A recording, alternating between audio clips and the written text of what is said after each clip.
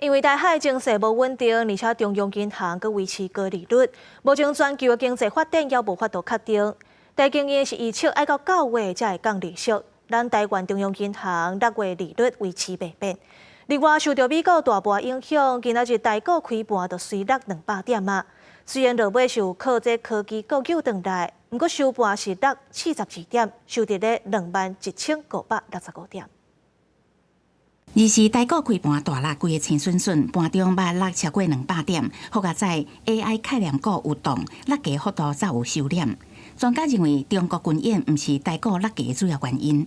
美国股市呢出现重挫的走势，尤其是道琼指数跌幅相当的深，那所以这个也使得我们今天的台湾的股市呢是跳空开出低盘，开出低盘之后呢，大盘之所以能够呢做出一个比较强烈的反弹的一个走势，是以鸿海为首的 AI 概念股呢，今天的表现是相对的比较强势。专家分析，最近台股可能拢是无稳定的变动势面，要特别注意。全球经济景气的动向也是有市场的关心。台经院24日开记者会，公布景气动向的调查报告，发现最近地缘政治的风险紧张，国家美国、欧盟加中国对特定产业的贸易做法渐渐有升温。全球的通货膨胀甲经济发展无确定性一定扩大。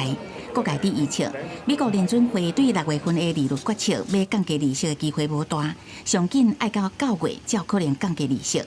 台湾央行利率的决策是不是会高相关利息，外界拢在关心。他认为我们的物价是逐季走低，如果真的物价真的有被进口物价带上来的话，我觉得他才会去改变他现在的一个利率的决策。我认为6月5还是倾向他基本上可能不动作的机会比较大。展望未来，国内产业发展 AI 相关产业发展加强，不过传统产业可能受到国际政经局势，也是能源这个因素，短期间内影响未细。政府产业政策需要变动应用。记者综合报道。